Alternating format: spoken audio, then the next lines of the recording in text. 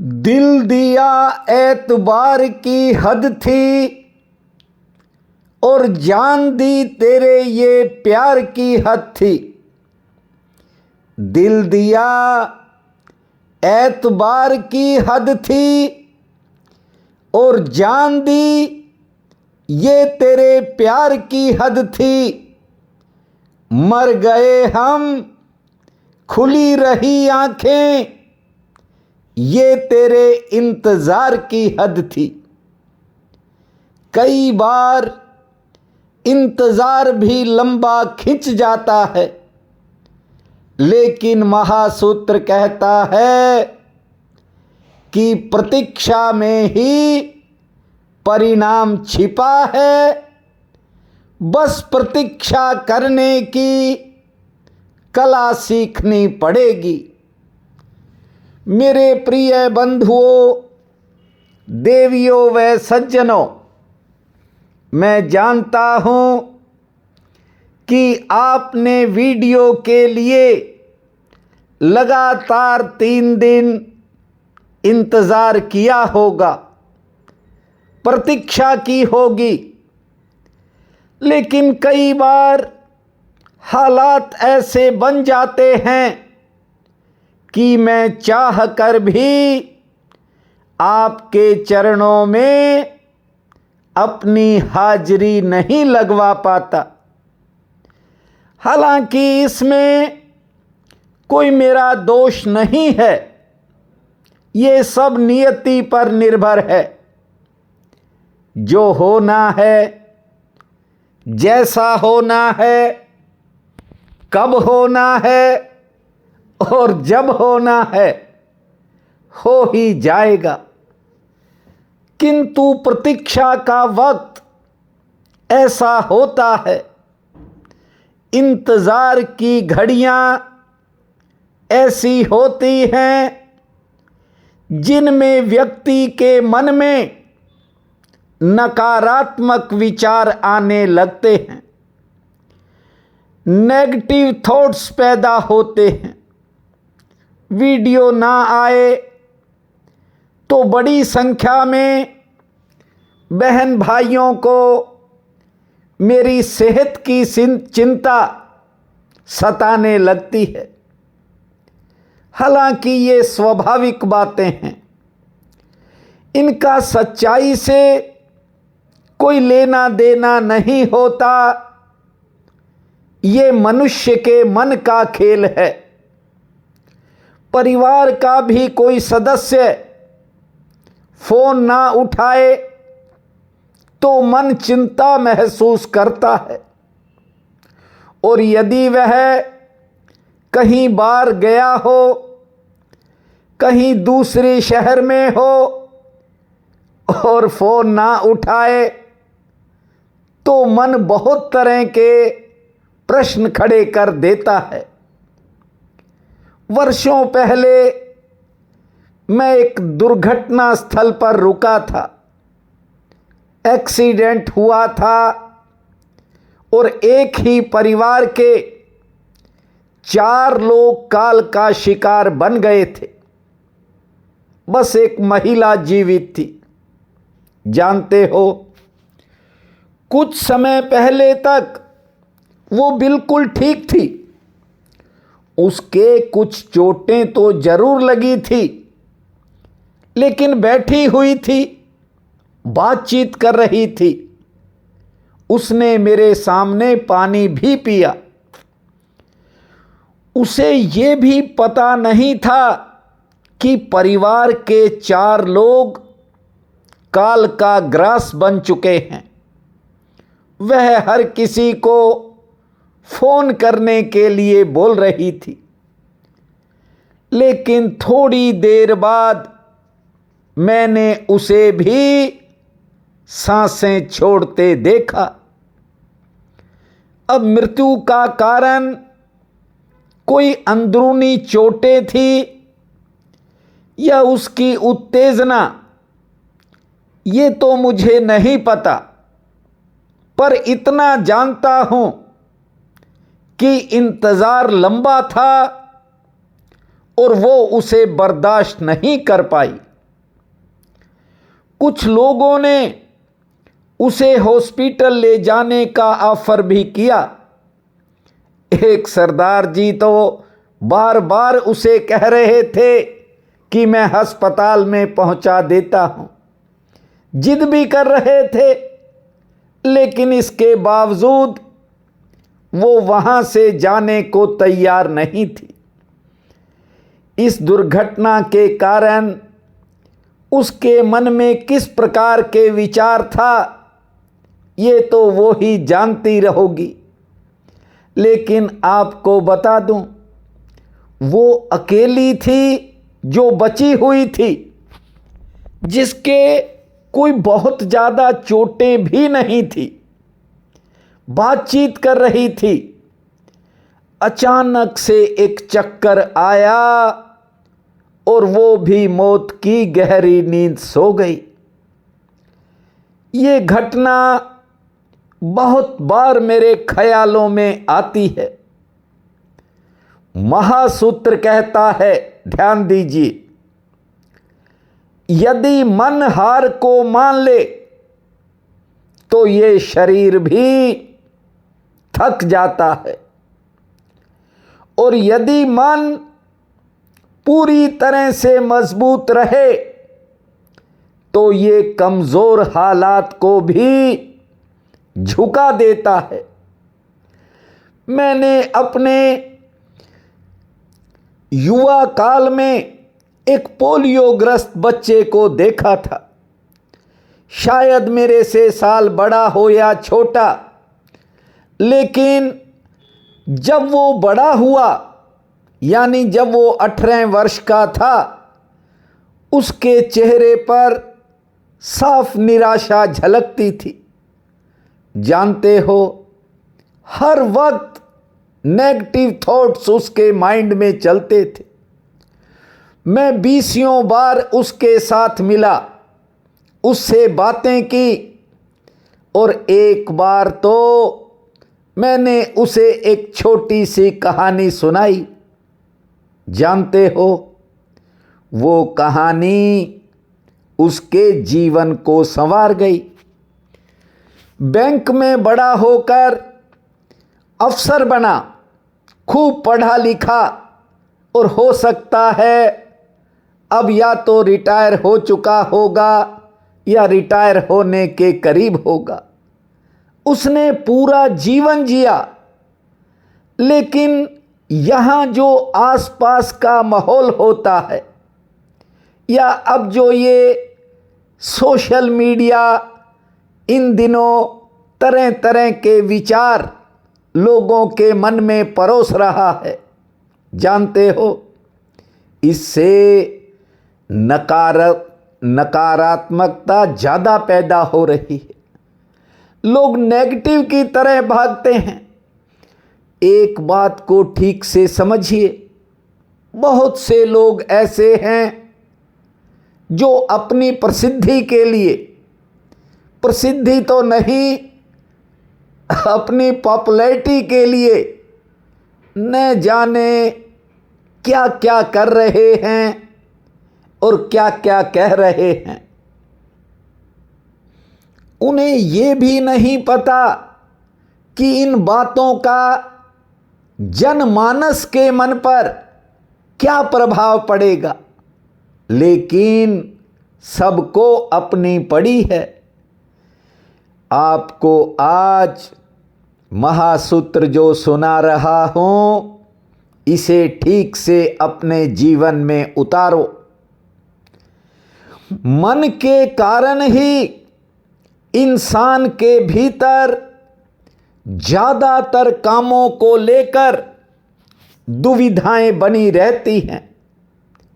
निज धर्म कहता है, मन की शांति दुनिया की सबसे बड़ी दौलत है, और दुनिया में ज़्यादातर लोग दौलत के लिए दिन रात अपने मन की शांति को सूली पर टांग रहे हैं। आपको बता दूं, एक सकारात्मक मन असंभव को भी संभव बना देता है। एक पॉजिटिव माइंड इम्पॉसिबल को भी पॉसिबल करके दिखा देता है। मन शांत होगा तो तूफान भी आपको छोटा लगेगा, और मन अशांत रहेगा तो मामूली हवा भी तूफान दिखने लगेगी। लोग हर छोटी सी मुश्किल में घबरा कर बैठ जाते हैं और उसके लिए तरह तरह के उपाय खोजते हैं। महासूत्र कहता है, जिसने मनोदशा की स्थिति को बदलना सीख लिया उसे भाग्य बदलने की कला आ जाती है। बात ना समझ में आ रही हो तो फिर अपनी मनोदशा को एक बार बदल कर देख लेना, आपको आपकी किस्मत अपने आप बदलती नजर आएगी। देखिए, बुरे विचारों के कारण मनुष्य कायर और डरपोक हो जाता है। आपको बता दूं, ऐसी बातें, ऐसी कहानियां अपने कानों तक मत पहुंचने दिया करो, जिनकी नेगेटिव छाप आपके मन में, आपके दिलो दिमाग में जाकर बसे। आपको एक बात और बता दूं, ये जो मन की परतें हैं, इन पर कुछ बुरी छापें पड़ जाती हैं और आज तक कोई ऐसा रसायन नहीं बना, कोई ऐसी दवा नहीं बनी जो मन की परतों पर गंदी छापें छुड़ाने वाला काम कर सके। कोई ऐसा रसायन नहीं।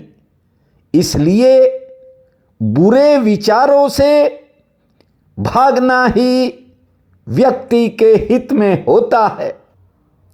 और फिर उस परमात्मा को सदा याद रखो जो किसी नेगेटिव बात को आपके भीतर प्रवेश करने से रोक सकता है। राम राम भूमा, श्री राम नाम भूमा। मानता हूं जीवन की कठिनाइयां, हालात और परिस्थितियां हर दिन बदल जाती हैं। हर दिन बहुत से काम बनते भी हैं, रुकते भी हैं, और कोई काम में खलल भी पड़ जाती है, विलंब भी हो जाता है, देरी हो जाती। किंतु आप इंतजार करने की कला को सीखें। जो खिलाड़ी खेल को कठिन मानता है वो खिलाड़ी नहीं, अनाड़ी होता है। जो कारीगर कहता है कि ये काम कठिन है वो कारीगर होता ही नहीं। और जो कहता है आत्मज्ञान पाना कठिन है, निज धर्म पाना कठिन है, आत्मविश्रांति पाना कठिन है, आत्मा में आराम पाना कठिन है, परमात्मा का ध्यान करना कठिन है और प्रभु का भजन रूपी रस पीना कठिन है, ये सब लोग परमात्मा के रास्ते में अनाड़ी हैं। कारण ये है कि आत्मज्ञान आपको मिला ही हुआ है। ये बात अलग है कि हम संसार की कुछ चीजों को पाने के चक्कर में उसको भुलाए बैठे हैं। भीतर बैठी आत्मा आपको बहुत से कामों से रोकती है, लेकिन आप मन के कहने पर चलते हो। वो आवाजें आपको सुनाई नहीं देती, वो सुनाई देंगी। परमात्मा की तरफ थोड़ा ध्यान लगाया करो। यह संसार यूं ही चलता रहेगा। हम जब नहीं थे तब भी चल रहा था, और कल जब नहीं रहेंगे तो भी ये चलता रहेगा। मरकर तो सभी ने इस दुनिया को छोड़ा है, और फिर भी मरते ही रहे। लेकिन जिन्होंने जीते जी सब छोड़कर अपना समय परमात्मा को दिया, भक्ति भजन में लगाया, बंदगी में गुजारा और अपने आप को जानने में बिताया, उनको फिर कभी मरना नहीं पड़ा। ये मैं नहीं, महासूत्र कहता है। वे लोग मरे नहीं, वे परमात्मा में ही लीन हो गए, जिन्होंने उस परमात्मा को याद रखा। कुछ करना नहीं है, केवल याद रखना है। लेकिन इंसान का दुर्भाग्य ये है कि उसे हर चीज याद रहती है, पर सबसे पहले वो परमात्मा को भुलाता है। ये मनुष्य की तरकीबें होती हैं अपने आप को बचा लेने की। आदमी स्वयं गलती करता है और फिर उससे बचना चाहता है। आज आपको बता दूं, श्रीमद् भागवत में आपको राजा खटवांग की कथा भी सुनाई थी। उसने एक मुहूर्त में प्रभु का साक्षात्कार कर लिया था। राजा जनक ने घोड़े की रकाब में पैर डालते डालते परमात्मा का अनुभव किया था। शुकदेव जी महाराज ने 21 दिन में आत्म साक्षात कर लिया था।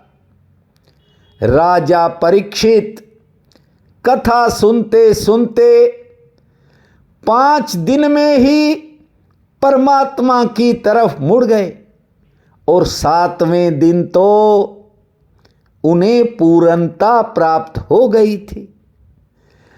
और महासूत्र कहता है, देखिए, चाहे 7 दिन हो या 7 महीने हो या 7 साल हो, 7 जिंदगियां भी दांव पर लगानी पड़े, 7 जन्म भी दांव पर लगाने पड़े, और फिर 7 जन्मों के बाद भी उस प्रभु का अनुभव हो जाए तो सौदे को सस्ता समझना। मत थको, बस लगे रहो, पीछे मत देखो, आगे चलो। उस परमात्मा ने आपके आगे वे रास्ते खोल दिए हैं जिनकी आपने कभी कल्पना भी नहीं की होगी। आज माँ कृष्ण पक्ष की अष्टमी तिथि है, गणतंत्र दिवस है। आप सबको बहुत बहुत बधाई। बहुत बड़ा पुण्यकाल रहने वाला है। उठते ही धरती माँ को प्रणाम करना, 8 बार लंबी श्वास छोड़ना, 40 बार ताली बजाना, 10 मिनट शांत बैठने के बाद खुले आसमान को निहारना, सूर्य नारायण माँ तुलसी को जल अर्पित करना, शिवलिंग पर जल चढ़ाना, 2 रोटी पुण्य में लगाना, और संध्या के समय देवाधिदेव महादेव भगवान शंकर के चरणों में एक ज्योत जलाना। भूमा शंकर, भूमा शंभु, जय शिव शंकर, शिव शिव शंभु। इस महामंत्र को जपना, समय आपका मंगलमय रहेगा। प्रिय बंधुओं व मातृदेवी शक्तियों, आज 26 जनवरी दिन सोमवार है। आप सबको मेरा नमस्कार है। आज का राशिफल इस प्रकार है। मेष, आज किसी विशेष काम में सुधार की संभावना है। आज आपको परिवार का सहयोग मिलेगा और घर परिवार में सेहत संबंधी कोई खर्च हो सकता है। कहीं जाने का अवसर मिलेगा। कोई नई योजना भी सामने आ सकती है। वृषभ, आज अचानक कारोबार से जुड़ी किसी परेशानी से सामना होने के संकेत हैं। दिन थोड़ा उतार चढ़ाव वाला है, लेकिन आमदन सामान्य होगी। सेहत अनुकूल रहेगी। अच्छा समाचार भी मिल सकता है। मिथुन, आज किसी महत्वपूर्ण काम में आलस्य मत करना। दिन आपके लिए भाग्यशाली है। रुके काम बन सकते हैं। आमदन के लिए समय ठीक रहेगा। हाँ, सेहत के प्रति थोड़ी सावधानी बरतें। कर्क, किसी विशेष समाचार से आज आपका मनोबल बढ़ेगा। कारोबार में थोड़ी दौड़ धूप रह सकती है। हाँ, कोई निजी चिंता जरूर मन को घेरेगी, लेकिन से ठीक रहेगी और कोई पुराना काम बन सकता है। सिंह, आज कारोबार में स्थिति लाभ की लगभग ठीक रहेगी। किसी रुके हुए काम में गति आने का योग है। किसी कारण विशेष काम में मन थोड़ा कम लगेगा, लेकिन आज आपको कोई विशेष सहयोग मिल सकता है। कन्या, कोई परिवार से जुड़ी चिंता मन में विचारों का उतार चढ़ाव रख सकती है। आमदन के लिए दिन ठीक है। कार्य व्यवहार से आर्थिक लाभ का योग है। सेहत पक्ष थोड़ा मध्यम श्रेणी का है। कोई अच्छा समाचार आ सकता है। तुला, आज किसी बिगड़े हुए काम में अचानक सुधार का योग है और कोई पुराना काम बनने के भी संकेत हैं। कार्य क्षेत्र में काम का बोझ रह सकता है, लेकिन सेहत ठीक रहेगी। मेहमान आ सकते हैं। वृश्चिक, किसी करीबी के काम में आपका समय लगेगा और इसी कारण कोई निजी काम प्रभावित ना हो, ध्यान रखें। आमदन ठीक होगी। अच्छा समाचार मिलने के योग हैं। लेन देन से जुड़े काम आसानी से निपटेंगे। धनु, आज किसी पुराने काम में आपको किसी का सहयोग मिलने का योग है। कोई घरेलू परेशानी कम हो सकती है। किसी पुराने संपर्क से फायदा मिलेगा। सेहत पक्ष थोड़ा नरम है। मकर, आज कारोबार से जुड़ी किसी समस्या से या मुश्किल से छुटकारा मिल सकता है। दिन अच्छा है। दोपहर बाद समय में बदलाव होना है। सेहत आपकी ठीक रहेगी और रुके हुए काम में गति आएगी। कुंभ, कुछ कामों में आज आपको अचानक प्रतीक्षा करनी पड़ सकती है। आमदन का कोई नया रास्ता खुल सकता है। किसी करीबी से निराशा का सामना भी करना पड़ सकता है। यात्रा से थोड़ा परहेज रहें, सेहत ठीक रहेगी। मीन, कारोबार के लिए समय सामान्य रहेगा। आज कोई नया काम आगे बढ़ सकता है, लेकिन किसी काम को लेकर मन में थोड़ी दुविधा रहेगी। पारिवारिक चिंता के कारण भी मन थोड़ा परेशान रह सकता है, लेकिन दोपहर बाद समय आपके पक्ष में होगा और कोई बड़ा काम भी बन सकता है। आज का ये दिन आप सबके लिए अति शुभ फलदायी हो, यही मेरी कामना है। आप सबका बहुत बहुत धन्यवाद।